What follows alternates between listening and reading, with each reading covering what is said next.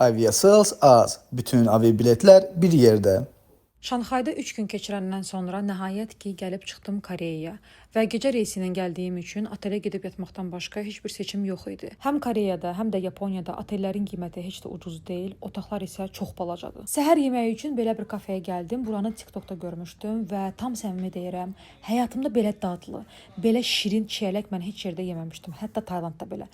Ümumiyyətlə buranın sahəsi böyükdür, şəkil çəkdirmək üçün yerlər də var. Prosta mənim yarım olmadığı üçün mənə ancaq yeyib içmək qalır.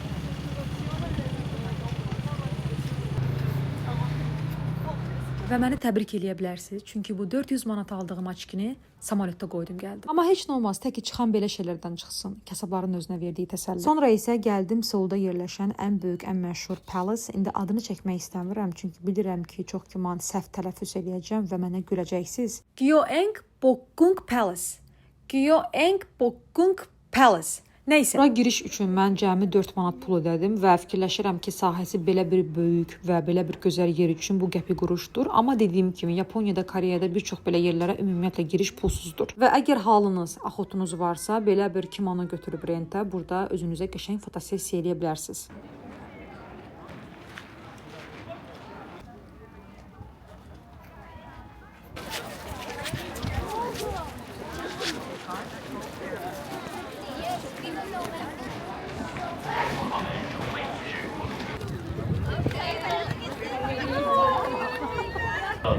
경전에 등장하는 단어로 궁궐을 지키는 장수가 근무를 시작하는 Və bilirəm ki, hal-hazırda Koreyaya çox maraq var, əsas da gənc uşaqlar arasında, amma ki, nə yalan deyim, mən buranı heç bəyənmədim. Və bilirəm, bir çox adam bunu eşidib əsəbləşəcək, hətta məni söyənlər də olacaq, amma ki, bu mənim fikrimdir və zövqlər müxtəlifdir. Mənim xoşuma gəlməyən şey, məsələn, Azərbaycanda Koreya səfirliyi məndən zaminlik haqqında arayış istədi. Yəni, bir başqa bir insan mənə zamin durmalıdır ki, mənlə bir yerdə getməlidir, asan xidmətə, öz vəsiqəsi ilə bir yerdə, mən də onun yanında olmalıyam o gün, öz pasportumla. Getməliyik asan xidmətə və o insan mənə zamin durmalıdır ki, mən bu tarixdən bu tarixə qədər Koreyaya gedib qayıdacağam. İndi deyəcəksiniz ki, burada nə var ki, bir dənə əlavə sənəd istəyirlər də. Amma söhbət ondan gedir ki, həmin o zaminlik haqqında arayışı verən şəxs MyGov-dan arayışda çıxartmalıdır ki, mən filan kəs və filan kəs, filan yerdə işləyirəm, filan qədər maaş alıram.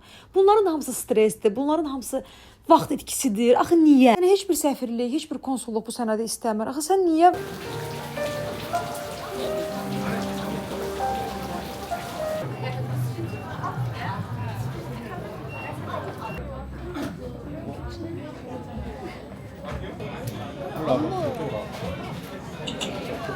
Və ümumiyyətlə mənə elə gəldi ki, bu millət çox da turist sevmir və turistlərə açıq da deyil. Məncə o arayış artıq öz sözünü deyir.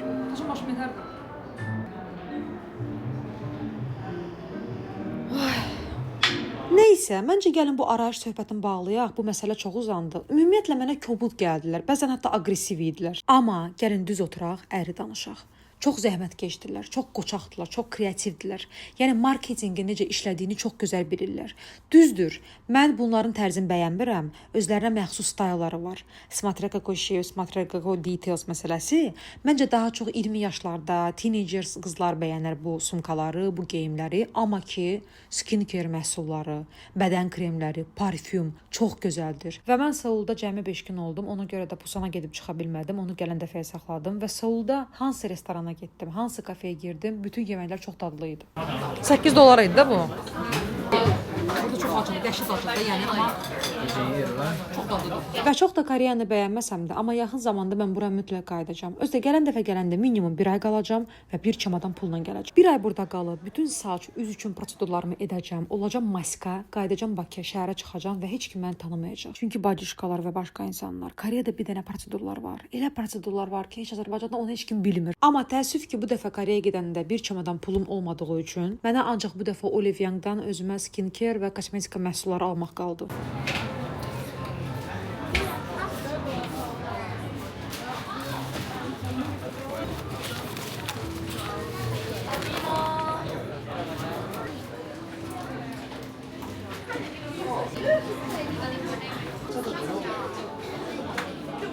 Və bilmirəm, fikir verdiniz yoxsa yox, burada ümumiyyətlə günəş yoxdur. Yəni hava belə buludludur. Elə bir London havasıdır. Yəni heç bir videomda mən filtr qoşmamışam. Hava doğrudan da həyatda belədir. Və elə şey ola bilərmi? Sən Koreyaya gələsən və Gentle Monster'dan özünə açıq almayasan.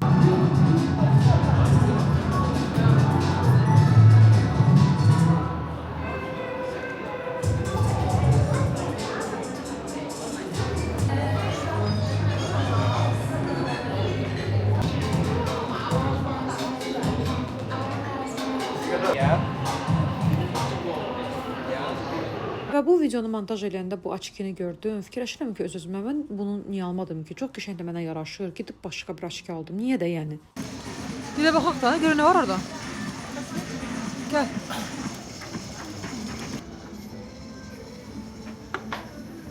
Və fikirləşirəm ki, əgər yaxın zamanda Koreyaya gəlməyə planlayırsınızsa, məncə ilk dəfə üçün bir həftə bəsdir. Məsələn, 5 gün Seulda ola bilərsiniz, 2 gündə gedə bilərsiniz Busana. Düzdür, mən Busanda olmamışam, amma dedilər ki, 1-2 gün ora kifayətdir. Və Seulda son yeməyimi bu kafedə yedim. Bunu da mən TikTokda tapmışdım və hamı yazırdı ki, Koreyanın məşhur insanları bura gəlir, yeməklər çox dadlıdır. Düzdür, yeməklər dadlı idi, amma məşhur insan görmədim. Məncə elə orada ən məşhur insan mən idim. Və bu videoya sona qədər baxdığınız üçün sizə təşəkkür edirəm və əgər belə videoların çox olmasını istəyirsinizsə, like edin, komment yazın, mənə dəstək olun.